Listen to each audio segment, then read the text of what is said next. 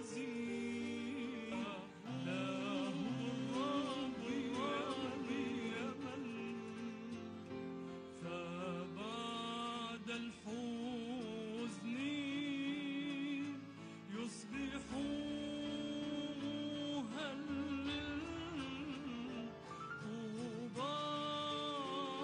لجاع وظمآنا للبر فسيلاقي حالا مكانا ومنهلا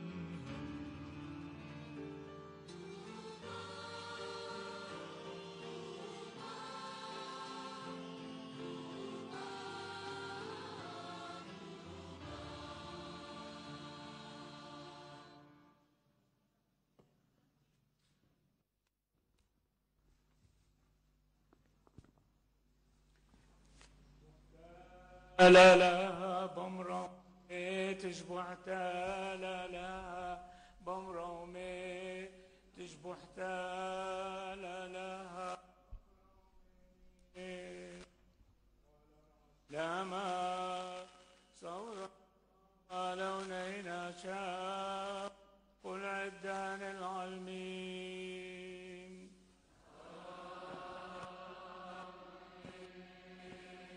المجد لله في العلا وعلى الأرض السلام والرجاء إلى وإلى الأبد.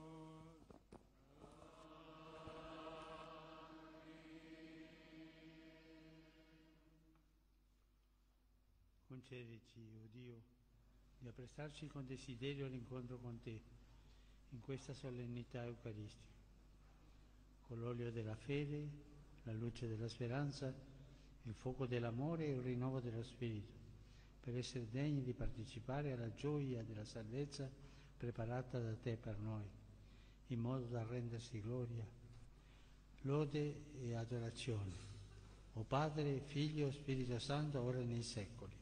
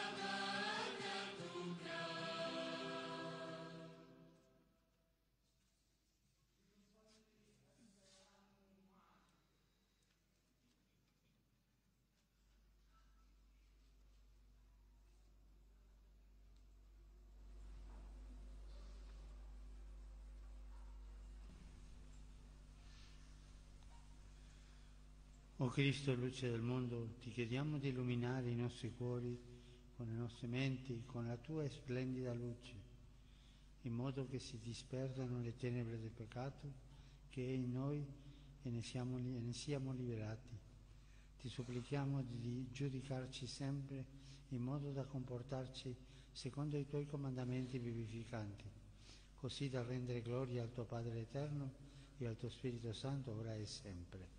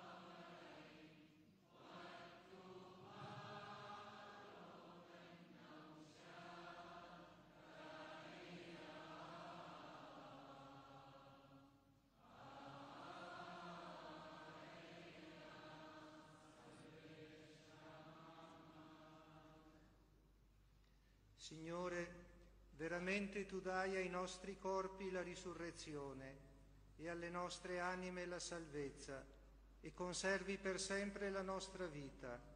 A te innalziamo la lode, la gloria e l'adorazione per tutti i secoli dei secoli.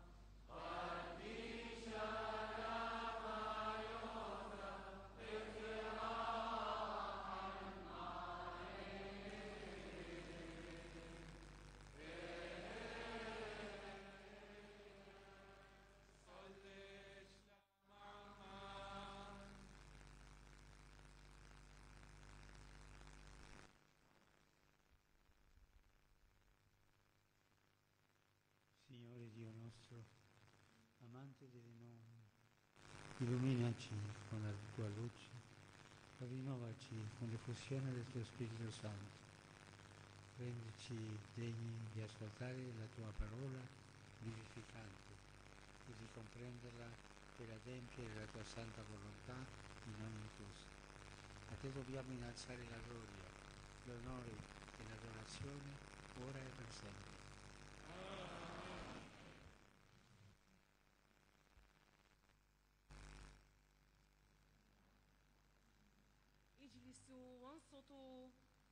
إلى قراءة من سفر الحكمة.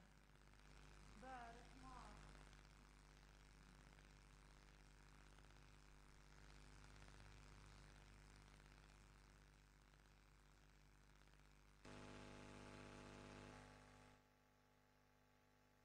فاسمعوا أيها الملوك وافهموا، وتعلموا يا قضاة أقاصي الأرض، واصغوا أيها المتسلطون على الجماهير والمفتخرون بجموع أممكم، لأن سلطانكم من الرب وقدرتكم من العلي، وهو الذي سيفحص أعمالكم ويستقصي نياتكم، فأنكم أنتم الخادمين لملكه لم تحكموا بالصواب، ولم تحفظوا الشريعة، ولم تسيروا بحسب مشيئة الله، فسيطلع عليكم مطلعا مخيفا وسريعا، لأن حكما لا يشفق يجري على الوجهاء، فإن الصغير أهل الرحمة، أما أرباب القوة فبقوة يفحصون، وسيد الجميع لا يتراجع أمام أحد ولا يهاب العظمة، لأن الصغير والكبير هو صنعهما، وهو يعتني بالجميع على السواء، لكن المقتدرين ينتظرهم تحقيق عظيم. فإليكم أيها الملوك أوجه كلامي، لكي تتعلموا الحكمة ولا تزلوا، فإن الذين يحفظون بالقداسة ما هو مقدس يشهد لهم بالقداسة، والذين يتعلمونه يجدون فيه دفاعا، فارغبوا في كلامي واصبوا إليه تتأدبوا.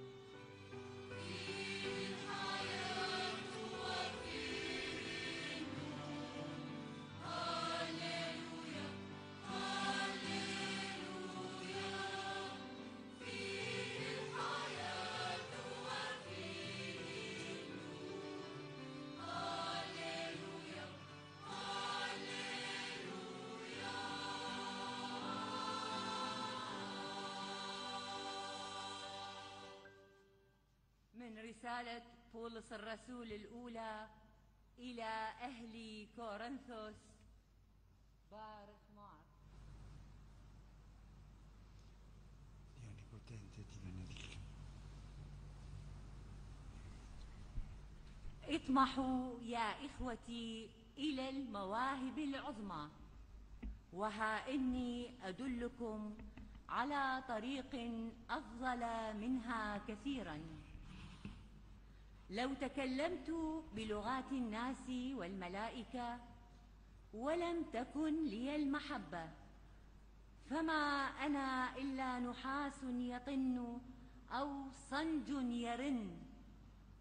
ولو كانت لي موهبة النبوءة وكنت عالما بجميع الأسرار وبالمعرفة كلها، ولو كان لي الإيمان الكامل فأنقل الجبال ولم تكن لي المحبة، فما أنا بشيء، ولو فرقت جميع أموالي لإطعام المساكين، ولو أسلمت جسدي ليحرق ولم تكن لي المحبة، فما يجديني ذلك نفعا.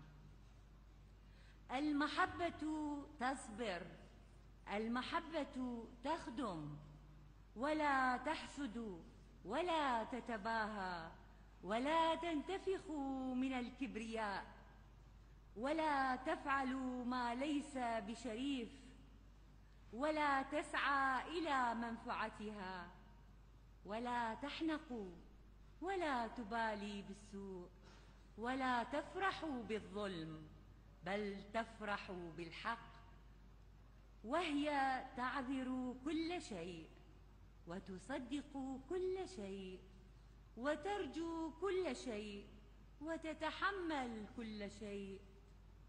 المحبة لا تسقط أبدا. وأما النبوءات فستبطل، والألسنة ينتهي أمرها، والمعرفة تبطل. والنعمة والسلام مع جميعكم يا إخوة، آمين. لنقف باستعداد لسماع الإنجيل المقدس.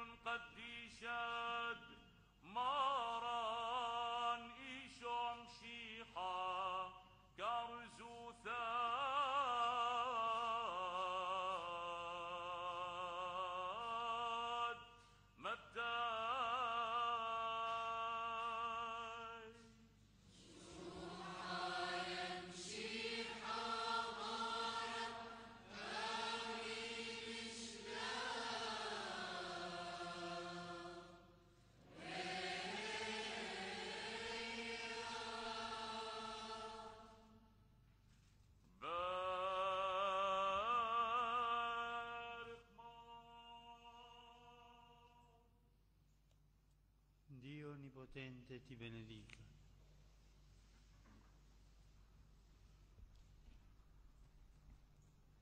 فلما رأى الجموع صعد الجبل وجلس، فدنا إليه تلاميذه شرعا يعلمهم قال: طوبى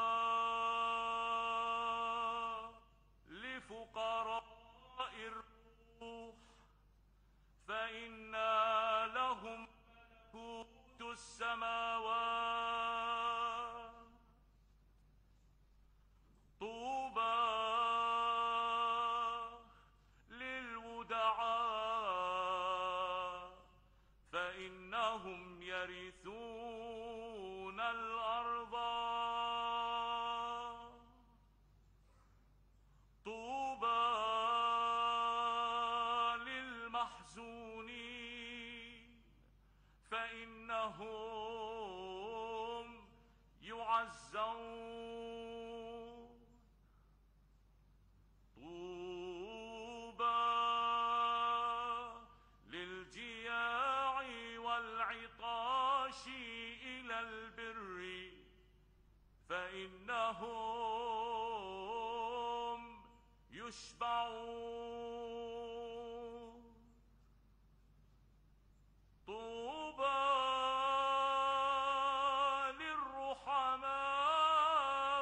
للرحماء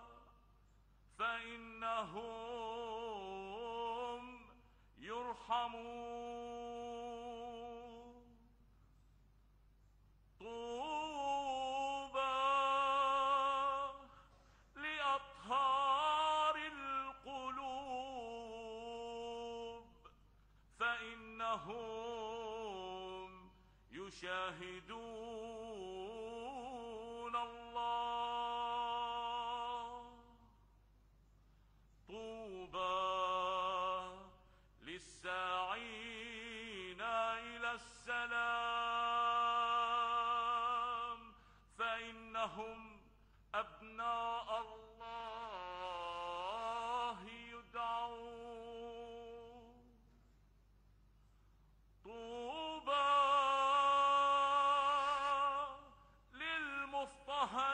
للمضطهدين على البر فإن لهم ملكوت السماوات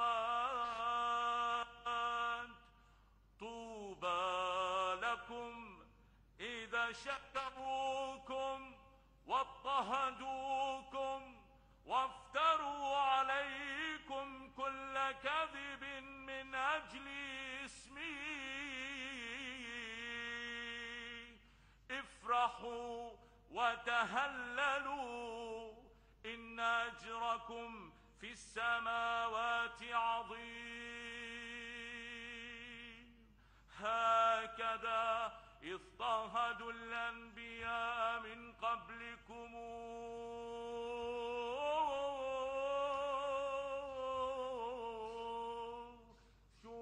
شوحا لا لها أمينائي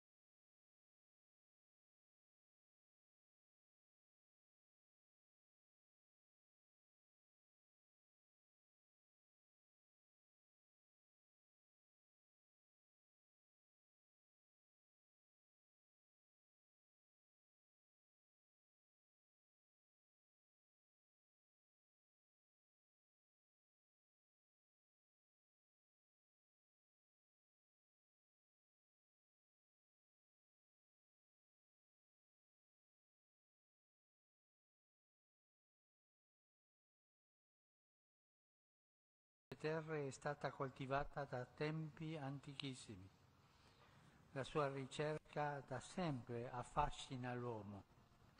Spesso però chi ha più mezzi può acquisire più conoscenze e avere più opportunità, mentre chi ha meno viene messo da parte. È una disuguaglianza inaccettabile che oggi si è dilatata. Ma il libro della Sapienza ci sorprende ribaltando la prospettiva. dice che gli ultimi meritano misericordia, ma i potenti saranno vagliati con rigore. Per il mondo chi ha di meno è scartato e chi ha di più è privilegiato. Per Dio no.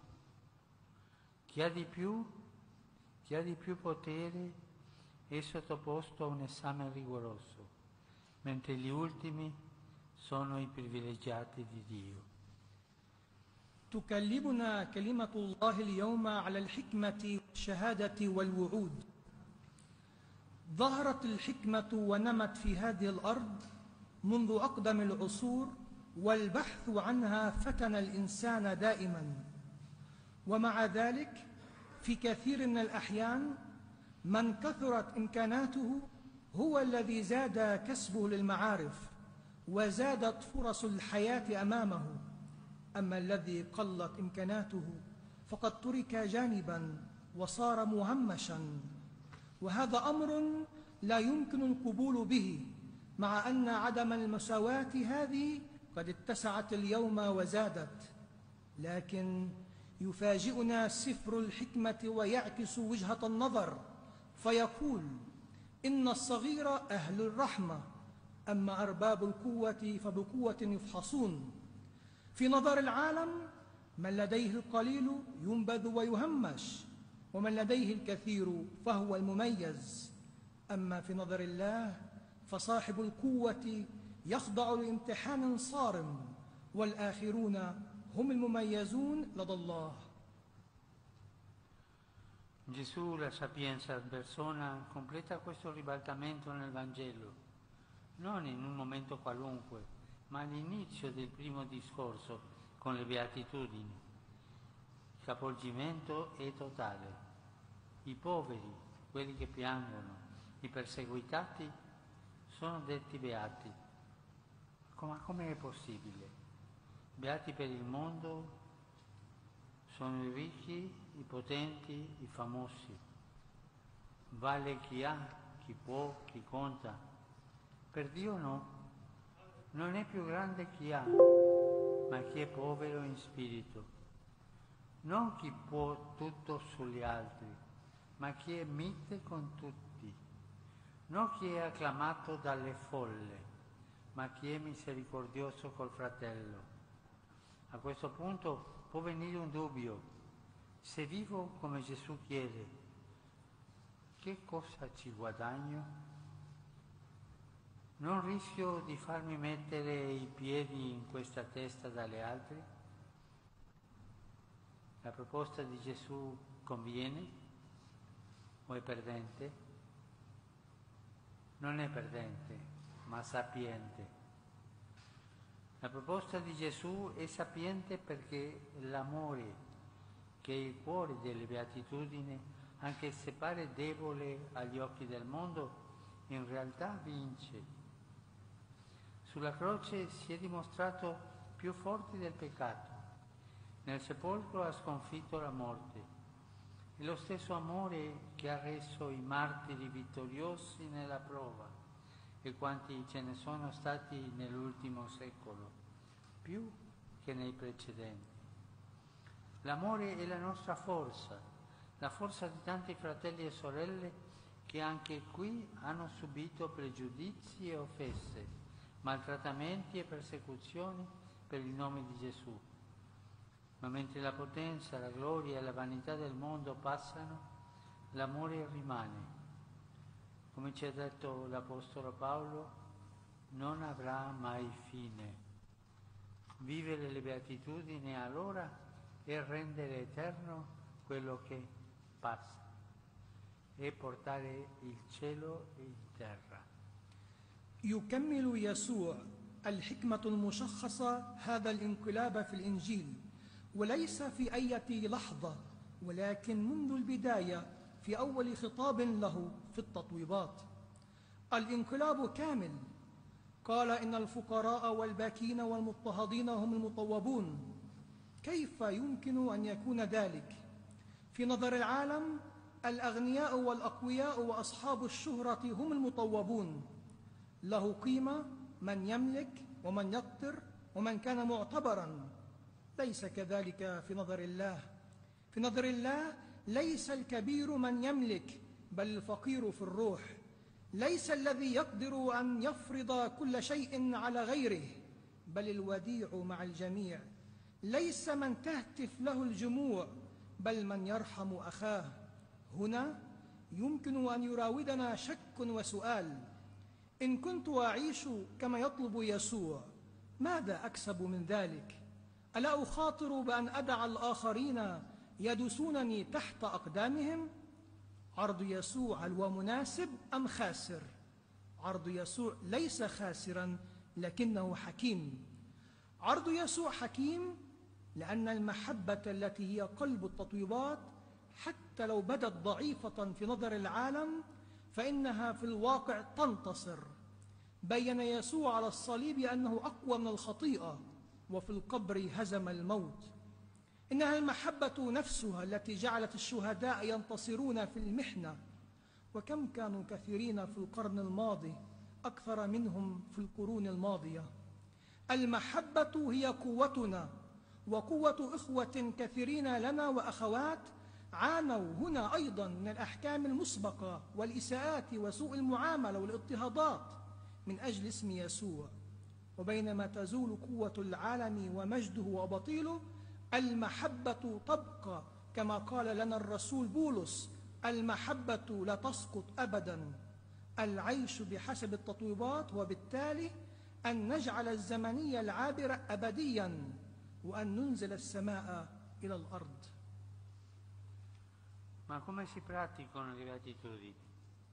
Esse non chiedono di fare cose straordinarie, di compiere imprese che vanno oltre le nostre capacità. Chiedono la testimonianza quotidiana. Beato è chi vive con mitezza, chi pratica la misericordia lì dove si trova, chi mantiene il cuore puro lì dove vive. Per diventare beati non bisogna essere eroi ogni tanto, ma testimoni ogni giorno. La testimonianza è la via per incarnare la sapienza di Gesù. È così che si cambia il mondo, non con il potere o con la forza, ma con le beatitudini, perché così ha fatto, vivendo fino alla fine, quel che aveva detto dall'inizio. Tutto sta nel testimoniare l'amore di Gesù, quella stessa carità che San Paolo descrive splendidamente nella seconda lettura di oggi. Vediamo come la presenta. Per prima cosa dice che la carità è magnanima. Non ci aspettavamo questo aggettivo. Amore sembra sinonimo di bontà, generosità, opere di bene. Eppure Paolo dice che la carità è anzitutto magnanima. È una parola che nella Bibbia racconta la pazienza di Dio. Lungo la storia l'uomo ha continuato a tradire l'alleanza con Lui, a cadere nei soliti peccati. E il Signore, anziché stancarsi e andarsene, ogni volta è rimasto fedele, ha perdonato, ha ricominciato. La pazienza di ricominciare ogni volta è la prima qualità dell'amore, perché l'amore non si sdegna, ma riparte sempre, non si intristisce, ma rilancia, non si scoraggia, ma resta creativo. Di fronte al male non si arrende, non si rassegna. Chi ama non si chiude in se stesso quando le cose vanno male, ma risponde al male con il bene, ricordando la sapienza vittoriosa della croce. Il testimone di Dio fa così, non è passivo, fatalista, non vive in balia delle circostanze, dell'istinto, dell'istante, ma è per sempre speranzoso, perché è fondato nell'amore che tutto scusa, tutto crede, tutto spera, tutto sopporta. ولكن كيف نعيش التطويبات؟ لا يقتضي منا الأمر أن نقوم بأشياء غير عادية أو بأعمال تفوق قدراتنا. ما يطلب منا هو شهادة حياتنا اليومية. طوبى لمن يعيش بوداعة، ولمن يمارس الرحمة أينما كان، ولمن يحتفظ بقلب نقي حيثما كان. حتى نكون مطوبين ليس من الضروري أن نكون أبطالا بين الحين والآخر، بل أن نكون شهودا كل يوم. الشهادة هي الطريقة لتجسيد حكمة يسوع. هكذا يغير العالم، ليس بالسلطان أو بالقوة، بل بالتطويبات، لأن هذا ما فعله يسوع. عاش حتى النهاية ما قاله منذ البداية. كل شيء يكمن في الشهادة لمحبة يسوع، تلك المحبة نفسها التي وصفها القديس بولس بصورة بليغة في القراءة الثانية اليوم. لنرى كيف وصفها. قال بولس: أولا، المحبة تصبر. لم أتوقع هذه الصفة. تبدو المحبة مرادفة للصلاح والكرم وأعمال الخير، ومع ذلك قال بولس إن المحبة هي قبل كل شيء صابرة. وردت هذه الكلمة في الكتاب المقدس في الكلام على صبر الله.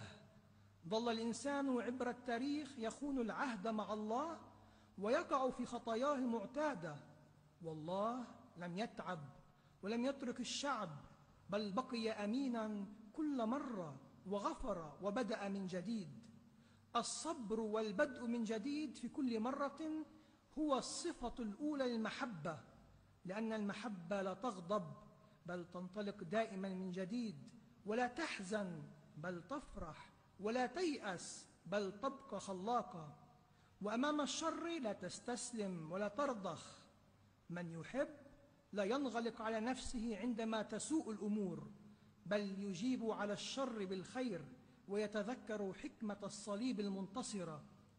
إن الشاهد لله يفعل هذا، ليس انهزاميا ولا يخضع للحتمية، ولا يعيش تحت رحمة الظروف والغريزة واللحظة، بل يرجو دائما، لأنه مؤسس على المحبة التي تعذر كل شيء وتصدق كل شيء وترجو كل شيء وتتحمل كل شيء.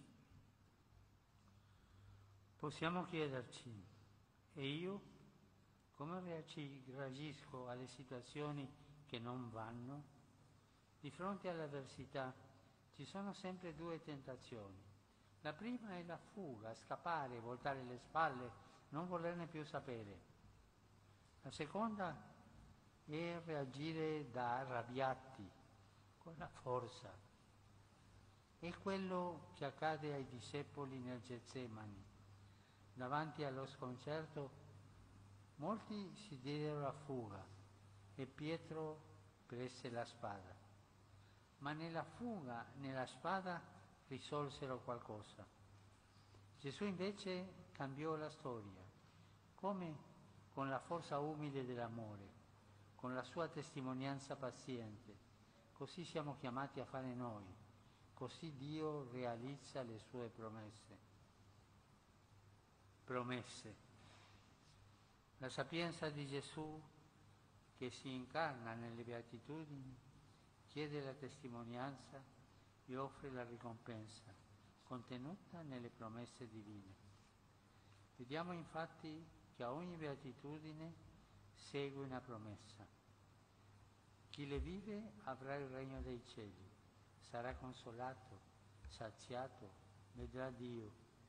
Le promesse di Dio assicurano una gioia senza eguali e non deludono. Ma come si compiono? Attraverso le nostre debolezze. Dio fa beati coloro che percorrono fino in fondo la via della loro povertà interiore. La strada è questa, non c'è un'altra. Guardiamo al patriarca Abramo. Dio gli promette una grande discendenza, ma lui e Sara sono anziani, senza figli. Proprio nella loro anzianità paziente e fiduciosa, Dio opera meraviglie e dona loro un figlio. Guardiamo Mosè. Dio gli promette che libererà il popolo dalla schiavitù e per questo gli chiede di parlare al faraone. Mosè fa presente di essere impacciato nel parlare, eppure Dio realizzerà la promessa attraverso le sue parole. Guardiamo la Madonna, che proprio quando per la legge non può avere figli, viene chiamata a diventare madre. E guardiamo a Pietro, rinnega il Signore Gesù, chiama proprio lui a confermare i fratelli. Cari fratelli e sorelle, a volte possiamo sentirci incapaci, inutili. Non crediamoci, perché Dio vuole compiere prodigi proprio attraverso le nostre debolezze. يمكن أن نسأل أنفسنا وأنا كيف أتصرف أمام المواقف الصعبة؟ أمام الشدائد تراودنا دائما تجربتان. التجربة الأولى هي الهروب، نهرب ونترك كل شيء ولا نريد أن نعرف شيئا بعد الآن. والتجربة الثانية هي اللجوء إلى الغضب والقوة. هذا ما حدث للتلاميذ في الجثمانية. عند الارتباك هرب الكثيرون وأخذ بطرس السيف، لكن لا الهرب ولا السيف أفاد شيئا. أما يسوع فقد غير التاريخ. كيف ذلك؟ بقوة المحبة المتواضعة وبشهادته الصابرة. إلى هذا نحن مدعوون، هكذا يتمم الله وعوده. الوعود. إن حكمة يسوع التي تجسدت في التطويبات تطلب الشهادة وتعد بالمكافأة التي تتضمنها الوعود الإلهية. نرى في الواقع أن كل تطويبة يتبعها وعد، فمن عاش بحسبها كان له ملكوت السماوات، أو سيعزى أو يشبع أو سيرى الله. وعود الله تضمن فرحا لا مثيل له ولا تخيب الأمال، لكن كيف تتم؟ من خلال ضعفنا. طوب الله الذين يسيرون حتى النهاية في طريق فقرهم الداخلي. هذا هو الطريق، ولا يوجد طريق آخر غيره. لننظر إلى أبينا إبراهيم، وعده الله بنسل كبير، لكنه وسارة كانا متقدمين في السن ودون أبناء، وفي شيخوختهما تحديدا وفي صبرهما وثقتهما بالله صنع لهما أمورا عظيمة وأعطاهما ابنا. ولننظر إلى موسى، وعده الله أنه سيحرر الشعب من العبودية، ولهذا طلب منه أن يكلم فرعون، فلفت موسى نظر الله إلى أنه ثقيل اللسان، ومع ذلك فإن الله سيتمم الوعد من خلال كلامه. ولننظر إلى سيدتنا مريم العذراء، بحسب الشريعة لا تستطيع أن يكون لها ابن، والله دعاها لتكون أماً. ولننظر إلى بطرس، لقد أنكر الرب ويسوع دعاه هو ليثبت إخوته. إخوتي وأخواتي الأعزاء، في بعض الأحيان نستطيع أن نشعر بأننا لا نقدر أن نعمل شيئا ولا فائدة لنا. لا نصدق ذلك، لأن الله يريد أن يصنع العجائب بالتحديد من خلال ضعفنا. Egli ama fare così. E stasera per ben 8 volte ci ha detto tu va, beati, per farci comprendere che con Lui lo siamo davvero. Certo, siamo provati, cadiamo spesso, ma non dobbiamo dimenticare che con Gesù siamo beati. Quando il mondo ci toglie non è nulla in confronto all'amore tenero e paziente con cui il Signore compie le sue promesse. Cara sorella, caro fratello, forse guardi le tue mani e ti sembrano vuote, Forse nel tuo cuore serpeggia la sfiducia e non ti senti ripagato dalla vita. Se è così, non temere. Le beatitudini sono per te che sei afflitto, affamato e assetato di giustizia, perseguitato. Il Signore ti promette che il tuo nome è scritto nel suo cuore, nei cieli. E io oggi lo ringrazio con voi e per voi, perché qui, dove nell'antichità è sorta la sapienza, in questi tempi si sono levati tanti testimoni, spesso trascurati dalle cronache, ma preziosi agli occhi di Dio. Testimoni che vivendo le beatitudini aiutano Dio a realizzare le sue promesse di pace. إنه يحب أن يعمل ذلك، وقد قال لنا في هذا المساء 8 مرات طوبى، حتى نفهم أننا طوبويون حقا معه. بالطبع نحن معرضون للمحن ونقع كثيرا، لكن يجب ألا ننسى مع يسوع نحن طوبويون. ما يسلبه العالم منا لا يقارن بالحب الحنون والصابر الذي به يتمم الرب وعوده لنا. أختي العزيزة وأخي العزيز، ربما تنظر إلى يديك فتراها فارغة، وربما يتسرب إلى قلبك عدم الثقة، ولا تشعر بأن الحياة تعوضك. إذا كان الأمر كذلك فلا تخف، التطويبات هي لك أنت الحزين والجائع والعطشان للعدالة والمضطهد. وعدك الرب ونسمك مكتوب في قلبه في السماوات. واليوم أنا أشكره معكم ومن أجلكم، لأنه هنا حيث نشأت الحكمة في القديم ظهر في هذه الأوقات شهود كثيرون، غالبا ما تتجاهلهم الأخبار والإعلام، ولكنهم أعزاء في عيني الله.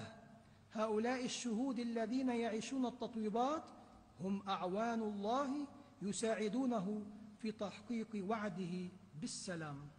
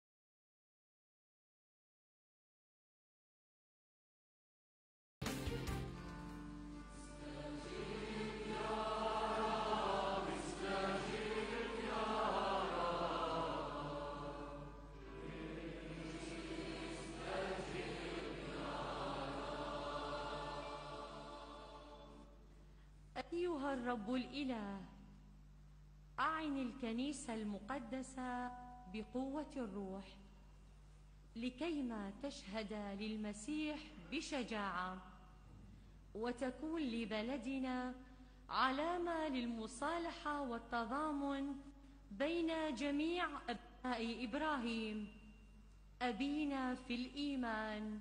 نسألك.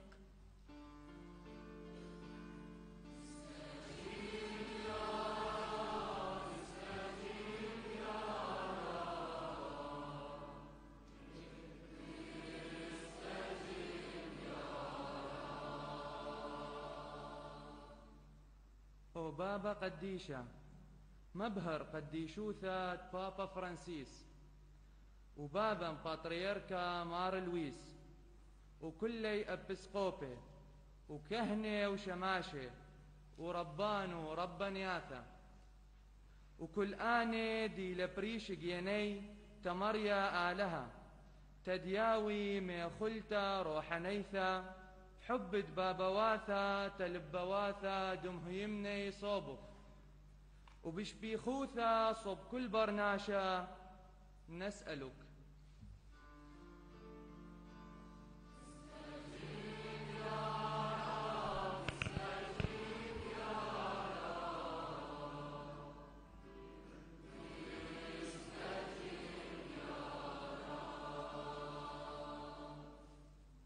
یا خدای بها همی اوان سر کرده اوه واک مدنی کن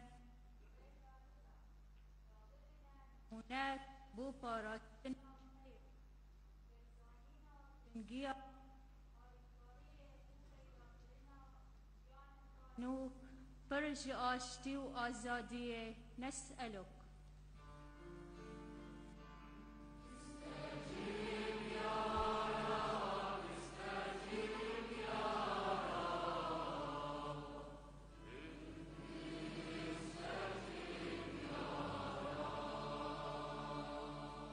Sevgili, merhamet, babamız, savaşların eziyetleri çeken insanlara yardım et ki Rabbimizin gücü ispat olunsun ve bu dünyada kardeşlik, barış olsun.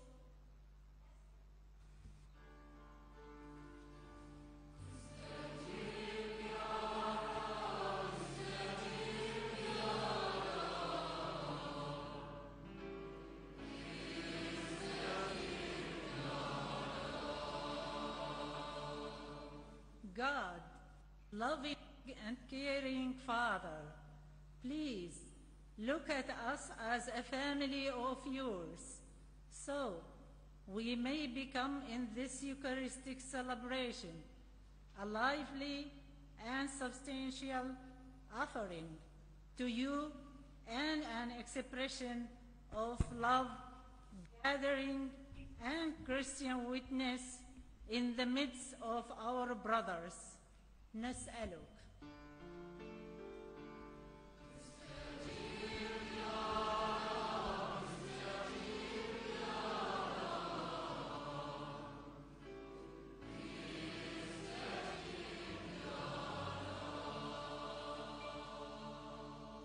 لنستودع نفوسنا بين يدي الآب والابن والروح القدس. O Signore, ricevi la nostra preghiera e la nostra supplica, esaudisci le nostre intenzioni e abbi pietà di noi. Il tuo sguardo paterno ci custodisca e ci conduca a ogni bene, per meritare il tuo compiacimento e in modo che siano nella pace i nostri cuori. A te la lode, ora e per sempre.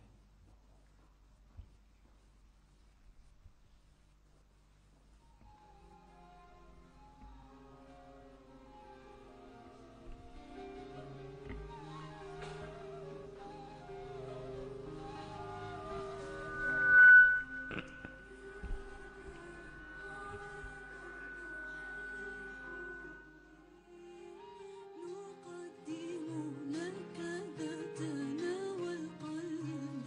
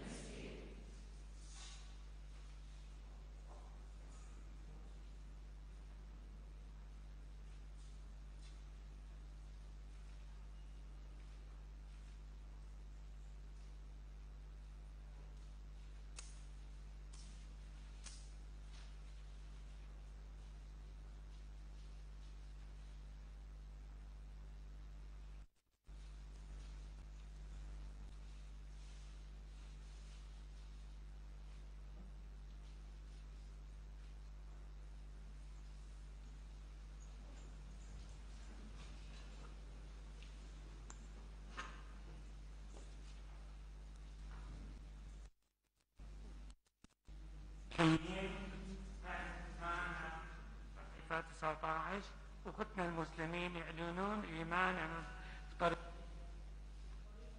لكن بابا أنه هو إيمان أبينا إبراهيم. أؤمنوا بالله الآب ضابط الكل خالق السماء والأرض وبيسوع المسيح ابنه الوحيد ربنا الذي ولد به بواسطة الروح القدس وولد من العذراء مريم وفي عهد بيلاطس البنطي صلب ومات ودفن ونزل إلى القبر وفي اليوم الثالث قام من الأموات صعد إلى السماوات وجلس عن يمين الله الآب كلي القدرة ومن ثم يأتي ليدين الأحياء والأموات وأؤمن بالروح القدس والكنيسة المقدسة الجامعة وشركة القديسين وغفران الخطايا وقيامة الأموات والحياة الأبدية. آمين.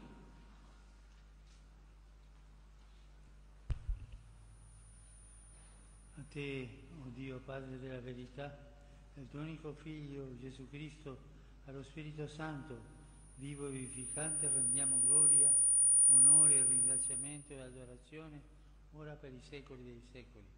Amen. Salam Makum.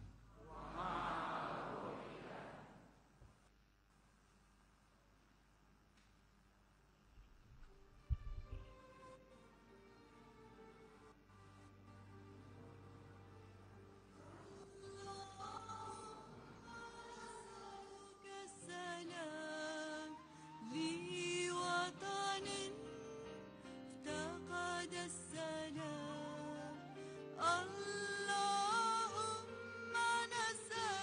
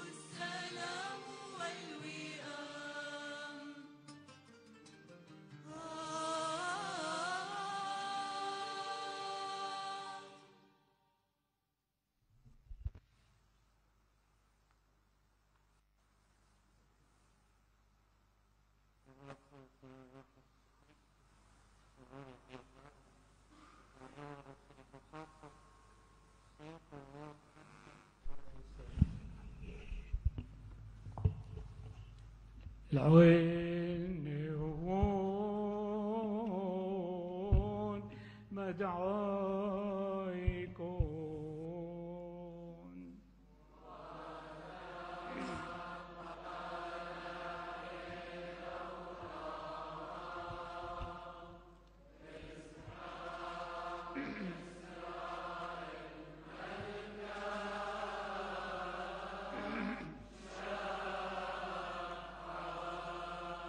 قربانا لا لها ماركو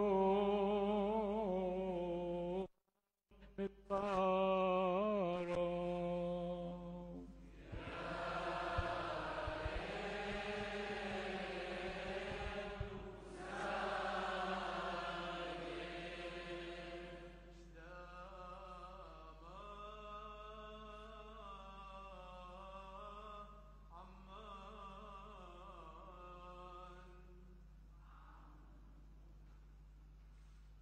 Signore, mi puoi descrivere le grandezze della tua potenza e annunciare tutte le tue glorie, anche se tutte le creature fossero una sola bocca e una sola lingua, non potrebbero esprimere la tua grandezza. Davanti al santo mistero della tua divinità si prostrano le schiere angeliche, cantando insieme a alta voce dicendo: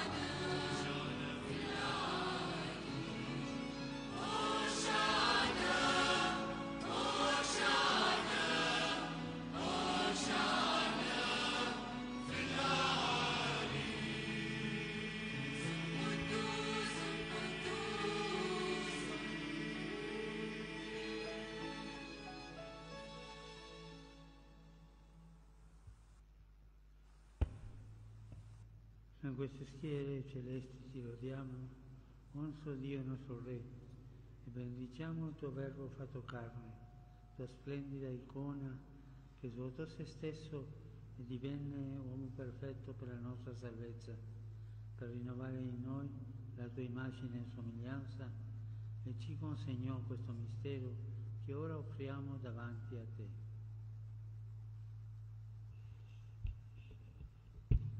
Nella notte in cui fu consegnato alla morte, prese il pane con le sue sante mani, alzò gli occhi verso di te, Dio Padre Onnipotente, rese grazie, benedisse e spezzò e diede ai suoi discepoli dicendo: prendete e mangiatene tutti, questo è il mio corpo, offerto per voi in remissione di vita eterna.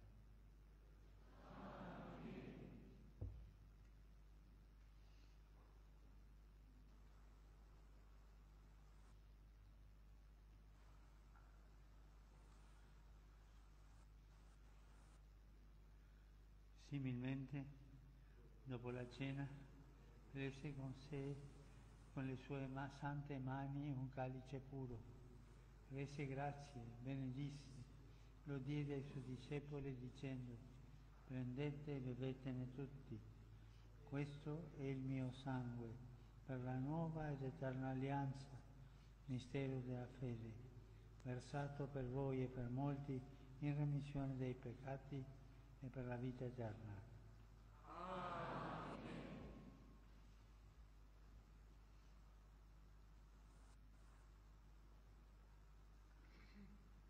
Ogni volta che farete questo, farete in memoria di me.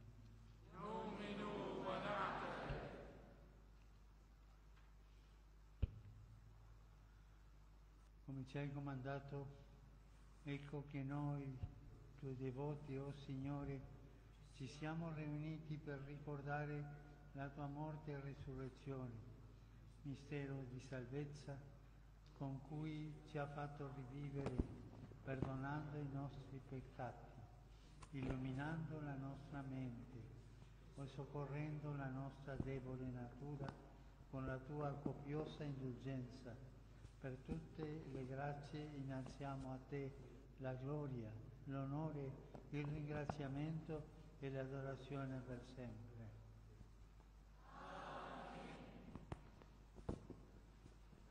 Signore Dio Onnipotente, accetta questo sacrificio che ti offriamo per tutte le grazie di cui hai colmato la Beata Sempre Vergine Maria e tutti i Santi Padri, gli Apostoli, i Profeti, i Martiri e i Confessori. Accettalo per la Santa Chiesa Cattolica, per i nostri Santi Padri, per il Romano Pontefice Francesco, per il Patriarca Luis, per tutti i Vescovi, i sacerdoti, i diaconi e le religiose. Accetta questo sacrificio per tutti i bisognosi, i malati, i sofferenti e tutti i defunti che ci hanno lasciato. Accettalo, Signore, per noi qui presenti in attesa della tua misericordia. Esaudisci la nostra preghiera e perdona i nostri peccati. Accettalo, Signore, per questo paese, l'Iraq, e questa città, Baghdad, e i suoi abitanti. Custodiscili da ogni male e da ogni sciagura per la tua potenza. Allontana da loro la paura e la violenza, concedici ogni giorno la tua sicurezza e la tua pace.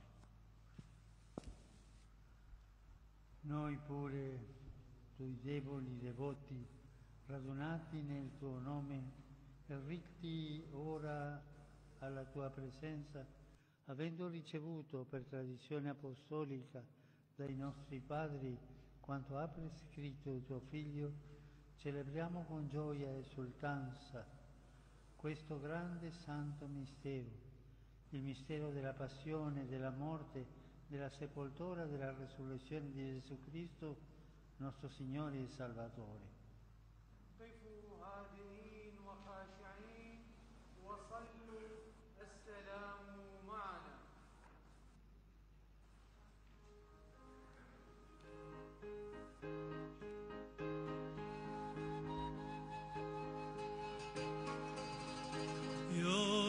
الله هلم إلينا وحل فينا لنغدو لله أبينا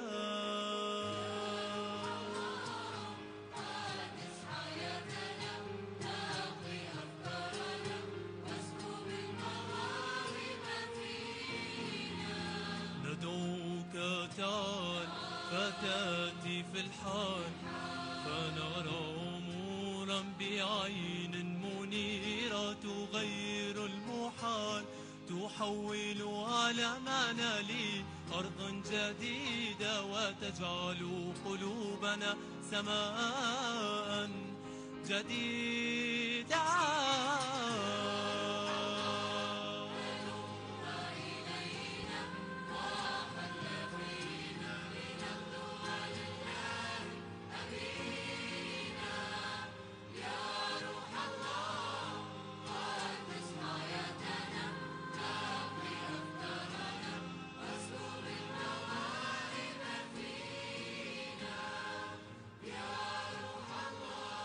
روح الله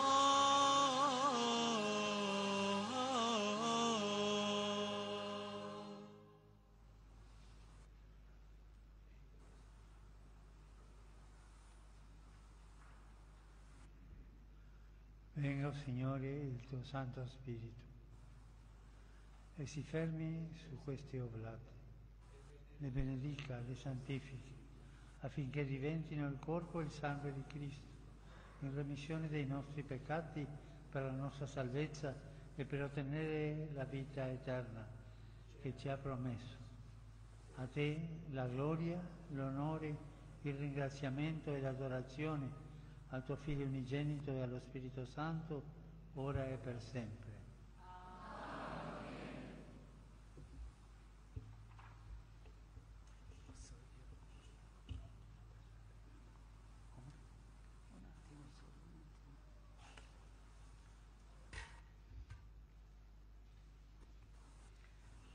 نقترب يا رب مؤمنين باسمك الحق من هذه الأسرار المقدسة ونكسر بحنانك جسد سيدنا يسوع المسيح ونسمه بدمه الكريم باسم الآب والابن والروح القدس الآن وإلى الأبد.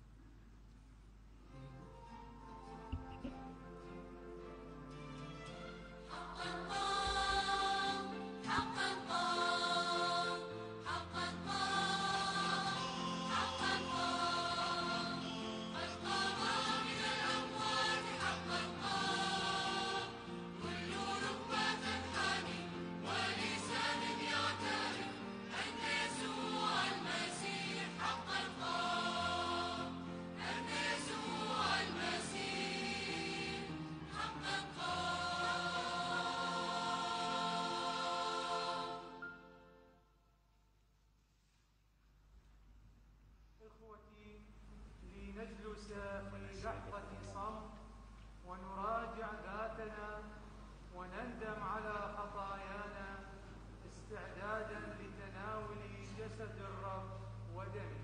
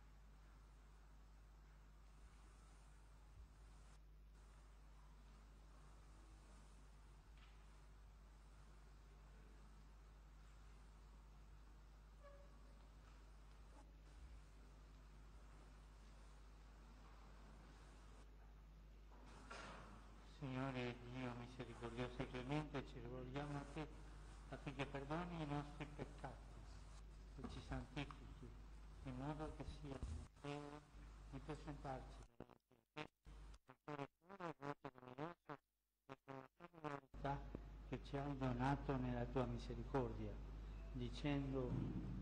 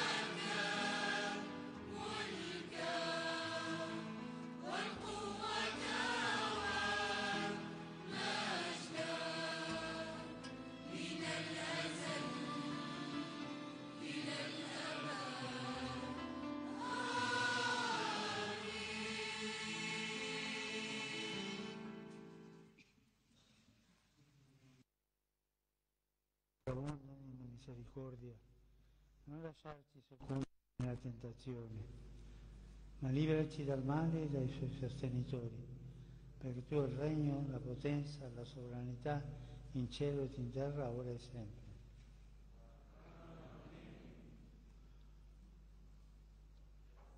Shalom. قدشا القديش شلموتا